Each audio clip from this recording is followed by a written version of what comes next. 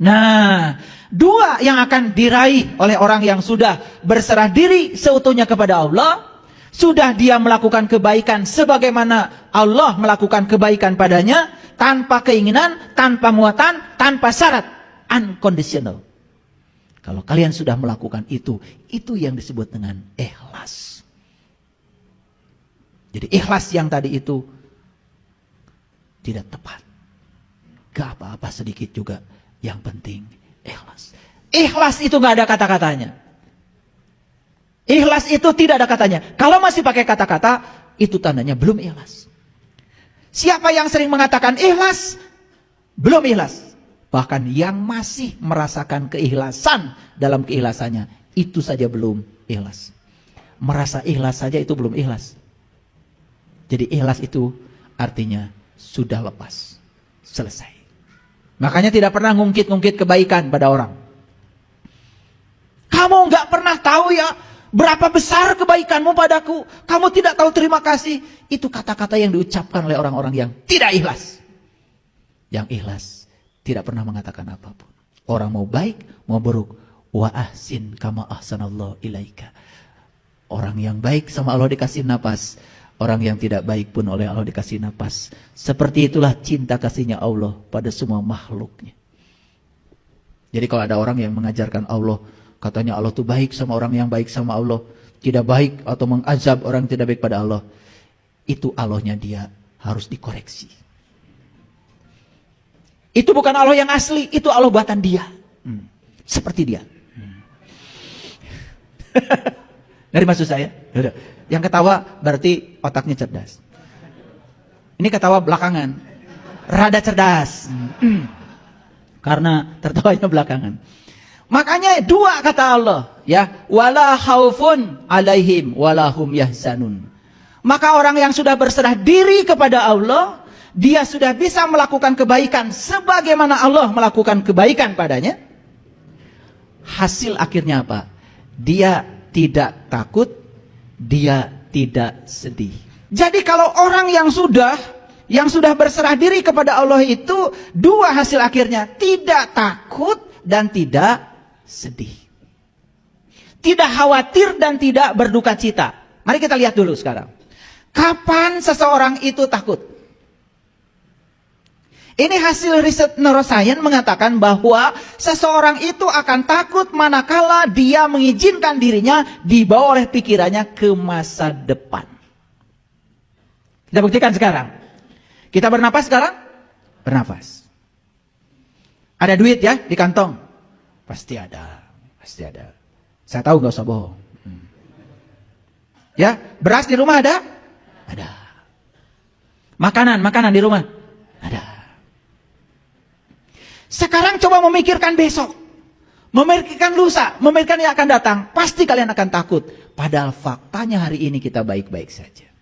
Jadi sebetulnya takut itu terjadi pada diri kita manakala kita mengizinkan diri kita dibawa oleh pikiran palsu kita ke masa depan. Clear? Jadi takut berasal dari mana kalau begitu? Dari kenyataan atau dari ilusi pikiran? Ilusi pikiran. Hari ini ditakutkan kemarin, faktanya hari ini baik-baik saja. Ini saya kasih tahu ya. Hari ini itu kemarin ditakutkan oleh kalian, tapi ternyata kalian hari ini baik-baik saja. Duit ada, buat ongkos ada. Makanya saya kasih tahu, besok itu tidak ada. Untuk membuktikan besok tidak ada, maka naik angkot. Ada tulisan di angkot, hari ini bayar, besok gratis. Besok naik angkot lagi, bayar? Kata supir angkot, kan gratisnya isuk bu. Ada nggak besok? Nggak ada. Walaupun besok masih hidup, kan hari ini lagi. Betul apa tidak? Nah ini, aduh, ini kuliah mahal sebetulnya ya. Harusnya bayar ini. Iya, saya ikut pelatihan untuk hidup bahagia saja, saya keluarnya miliaran loh. Belajar kemana-mana. Terbang sana, terbang sini, ikut pelatihan tingkat dunia untuk belajar. Jadi saya ingin memadukan, kenapa setelah saya belajar Quran, belajar agama, kok implementasinya belum sampai gitu. Itu rasa saya waktu itu. Ternyata perlu dilengkapi oleh hasil-hasil riset dunia sains. Dan ternyata begitu masuk itu, keren banget, luar biasa. Makanya saya berani mengajarkan berserah diri karena saya sudah mengalaminya. Nah, jadi kalau orang sudah berserah diri secara total, bala man aslama wajhahu lillah wa huwa muhsinun falahu ajruhu inda rabbih wala khaufun alaihim walahum yazanun. Cirinya cuma dua, hasil akhirnya cuma dua. Satu, bebas dari rasa takut. Dua, bebas dari rasa sedih. Baik, takut sudah ngerti ya? Jadi takut itu berasal dari mana? Ilusi pikiran.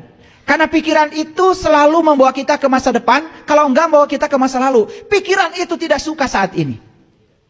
Jadi sebetulnya orang yang selalu takut dan sedih hidupnya, karena dia kurang kunjungan ke saat ini. Kurang berkunjung ke saat ini. Nah, yang kedua sedih. Dari mana sedih? Sedih itu berasal dari masa lalu. Coba sekarang. Kalau kita sedang gini nih, sekarang sedang gini. Ini kan saat ini. Hidup itu di sini saat ini sekarang. Tong ingat luka pungkur. Jangan ingat masa lalu. Enggak sedih. Fokus aja dengerin ceramah saya. Enggak sedih kan? Ketawa, bentar tawakan diri sendiri. Coba, saat ini juga ingat aja kejadian. 2 bulan, 3 bulan, 4 bulan yang lalu. Apa itu ditipu orang? Apa disakiti orang? Semua kesedihan itu sebetulnya berasal dari diri kita sendiri yang mengizinkan diri ini dibawa oleh pikiran kita ke masa lalu. Pasti sedih. Makanya saya tidak pernah hidup di masa lalu, saya juga tidak pernah hidup di masa depan. Masa lalu hanya sarana belajar, bukan saya. Masa depan sarana berharap bagi saya. Tapi saya hidup di sini, saat ini, sekarang, dengan cara menerapkan hasil belajar tentang masa lalu, tapi di sini, saat ini, sekarang.